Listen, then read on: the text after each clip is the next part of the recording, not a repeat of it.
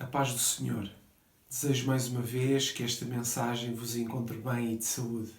Fez esta semana que passou um mês desde que tivemos de cancelar todos os cultos e demais atividades da nossa igreja.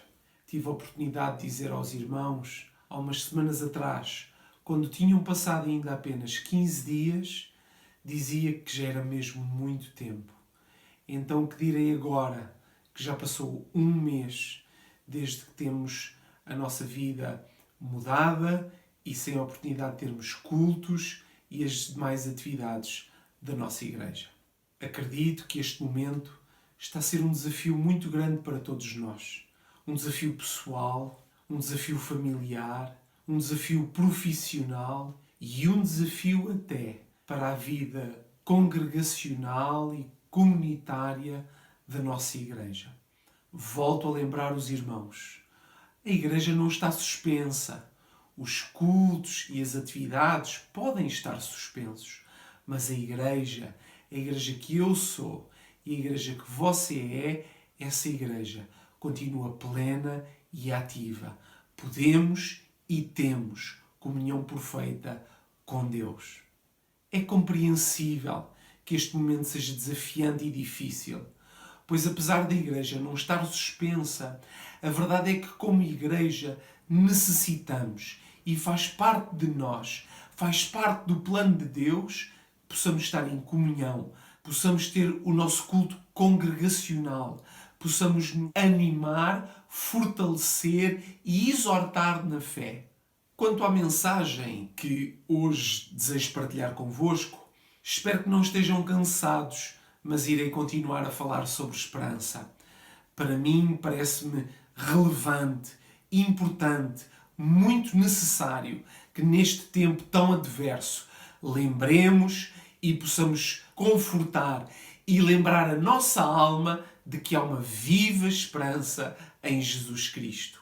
Já falámos da esperança cristã, já falámos da esperança em tempos de crise. Há 8 dias atrás falei da esperança num contexto de Páscoa. Falei da relação que existe entre a cruz, a ressurreição e a esperança. Por que esta insistência na esperança? Porque o homem não pode viver sem esperança. O homem, quando não tem esperança, cai no desespero. A sua vida torna-se vazia, deixa de fazer sentido. Já dissemos também que o homem sem Deus procura substitutos para a esperança. Quem nos dá esperança é Deus.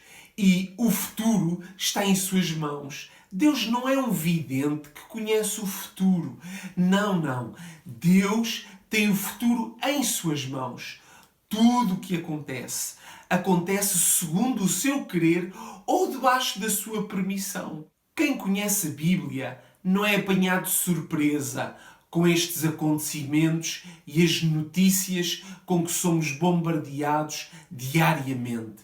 A Bíblia é uma fonte de esperança. A Bíblia tem-se mostrado fidedigna e toda esta degradação, esta peste, esta pandemia não são uma surpresa para aqueles que conhecem a palavra de Deus. Quem inspirou a Bíblia tem o futuro em suas mãos. Sendo a esperança algo intimamente relacionado com o futuro, devemos de compreender que aquilo que esperamos para amanhã vai influenciar muito a forma como vivemos hoje.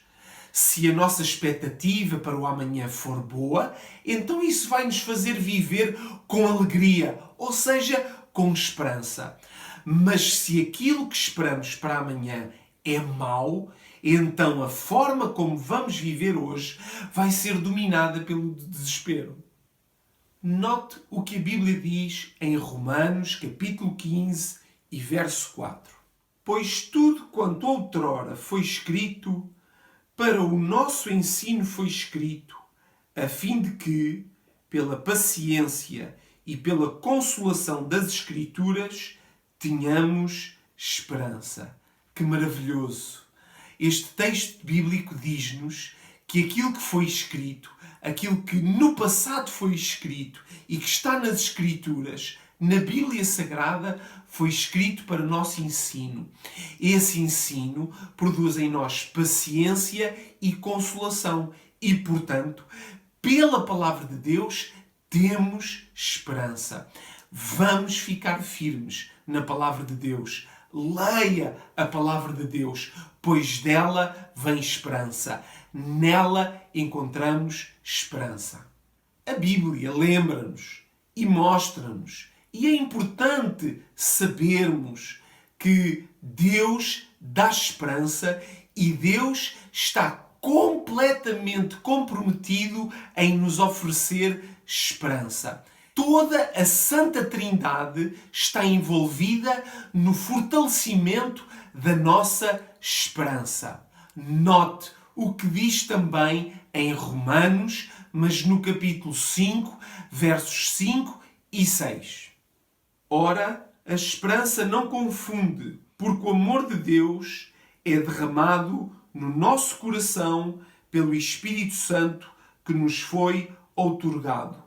Porque Cristo, quando nós ainda éramos fracos, morreu a seu tempo pelos ímpios. Neste maravilhoso texto sobre esperança, temos a referência ao Deus Pai, temos referência ao Espírito Santo, bem como ao Filho. Deus é o objeto da nossa esperança e o Pai, bem desde lá do princípio, está empenhado para oferecer esperança ao homem. Mesmo nesse dia trágico em que o homem e a mulher pecaram, aconteceu a queda do género humano, desobedeceram às ordens de Deus, preferiram confiar nas palavras da serpente, o grande tentador, e desobedeceram a Deus, entrando o pecado no mundo. Nesse dia tão terrível, mesmo nesse dia, Deus ofereceu esperança ao homem, prometendo que a cabeça da serpente seria esmagada. Deus, mesmo proferindo palavras de juízo, palavras de condenação, também proferiu palavras de esperança. A esperança não confunde.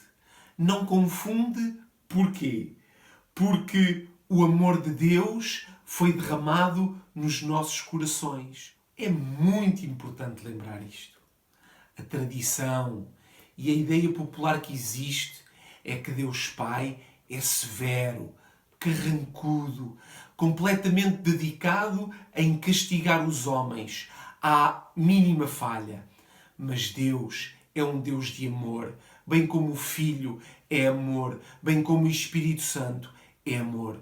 Não há algo que o Pai seja mais do que o Filho ou do que o Espírito. Também não há algo que o Filho seja mais do que o Pai ou o Espírito. Deus é perfeito na Trindade. Portanto, a intenção e boa vontade de Deus, o Pai, para com o homem em lhe oferecer esperança é depois materializada e revelada total e plenamente em Jesus Cristo, o seu Filho unigênito, que se fez homem e veio ao mundo. A Bíblia diz que isso é uma prova do amor de Deus. Porque Deus amou o mundo de tal maneira. É assim que começa o versículo mais conhecido das Escrituras, lá em João capítulo 3, verso 16. Porque Deus amou o mundo, Ele enviou o seu Filho Jesus. Desde a eternidade, desde lá dos tempos eternos, a vinda do Filho de Deus já estava idealizada pelo Pai.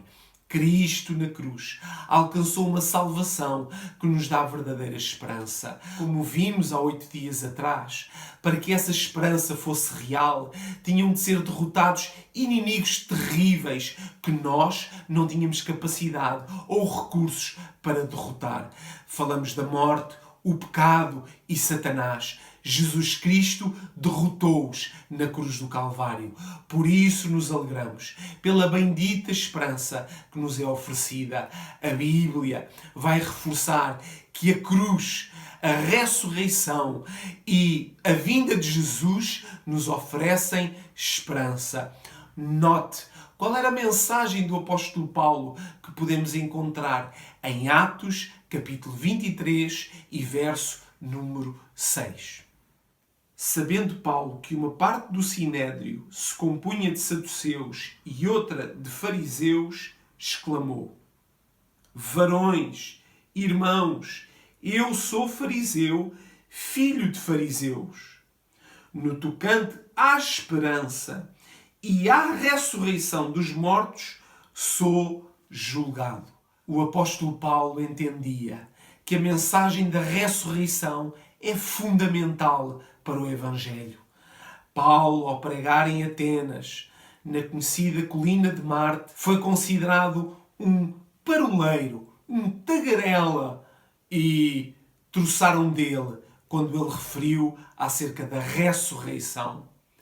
Mas, ainda sobre Jesus Cristo, temos a cruz, a ressurreição e o grande objeto da esperança cristã, a esperança da vinda de Jesus Cristo, como podemos encontrar em Colossenses, capítulo 1, verso 27, aos quais Deus quis dar a conhecer qual seja a riqueza da glória deste mistério entre os gentios, isto é, Cristo em vós, a esperança da glória.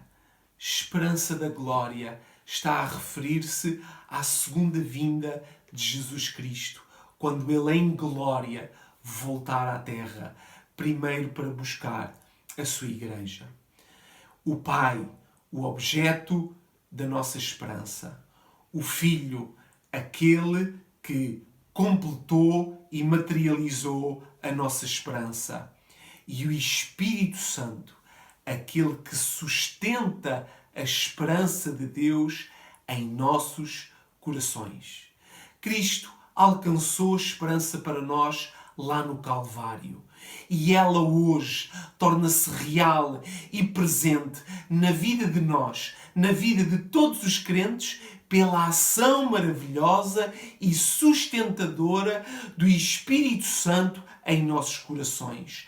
O Espírito Santo é hoje o agente divino que trabalha, sustenta a esperança que existe em nós. Já há pouco pudemos ler em Romanos capítulo 5 e verso 5 que o amor de Deus existe em nós, pois é derramado pelo Espírito Santo que a nós foi outorgado, que existe em nossos corações.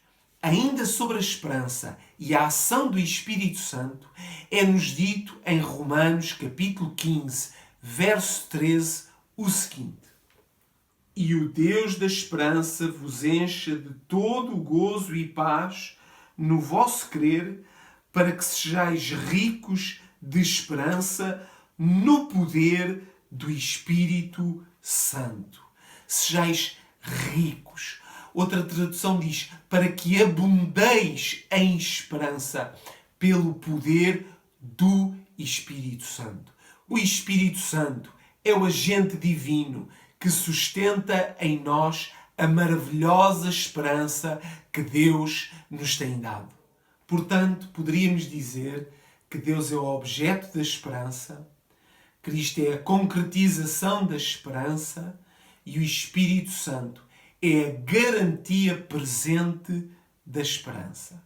Será que algum de nós imaginou há 2 meses que estaríamos a viver como estamos a viver hoje? Estou certo que ninguém conseguia imaginar que a nossa vida ia dar uma volta tão grande. Mas Deus, que conhece o futuro, Deus que tem o futuro em suas mãos, Ele oferece-nos esperança. Deus, que sabia que tudo isto iria acontecer, Ele tem uma esperança viva e maravilhosa para cada um de nós. A esperança que Deus nos oferece é firme, sólida e permanente. Mas também é viva e ela revela-se em nossos corações. Vamos ser o testemunho e a manifestação da esperança de Deus para este mundo que vive sem esperança. Nós somos a prova e a manifestação da esperança que Deus pode dar. Hoje, quando tantos vivem sem esperança, assustados, com medo por causa de tudo o que está a acontecer e do que o futuro reserva, nós, como igreja, temos uma responsabilidade. A responsabilidade de levar esperança. Por causa disso mesmo, o apóstolo Pedro, na sua primeira epístola, no capítulo 3 e verso 15, diz o seguinte: Antes, santificai a Cristo como Senhor em vosso coração, estando sempre preparados para responder a todo aquele que vos pedir razão da esperança que há em vós. Eu oro a Deus para que as pessoas ao nosso redor nos possam perguntar e pedir que nós expliquemos qual é a razão da esperança que há em nós. Eu oro para que você, meu irmão, seja uma manifestação da esperança que Deus pode e quer dar a este mundo perdido. Portanto, animemo-nos, confortados por saber que Deus, todo Ele, está comprometido, dedicado para que a nossa esperança seja sólida. Ela é sustentada pela Santíssima Trindade, como vimos e como lemos em alguns dos versículos que foram apresentados. Portanto, apesar das circunstâncias, não se deixe desanimar, pois Deus nos deu uma maravilhosa esperança. Prezado irmão, prezada irmã, anime-se, fortaleça-se, leia a palavra de Deus, pois ela é fonte de esperança para nós. Lembre-se que o Espírito Santo habita em nossos corações e Ele sustenta a nossa esperança. Termino esta mensagem relembrando e rogando aos irmãos que devemos continuar a orar uns pelos outros. Devemos de orar pelos irmãos que estão passando por lutas profissionais, de saúde, familiares. Deus possa abençoar e guardar a cada irmão. Oremos para que Deus possa abreviar estes dias e em breve possamos também estar juntos para cultuarmos ao Senhor. Recebam mais uma vez saudações minhas e da minha família. Estamos ansiosos pelo dia em que nos poderemos rever novamente e cultuar ao Senhor. Logo mais gravarei uma mensagem que farei chegar novamente aos irmãos. Resta-me concluir este tempo, desejando que a graça do nosso Senhor Jesus Cristo, o amor de Deus e a comunhão do seu Espírito Santo possam permanecer com todos nós. Deus vos abençoe.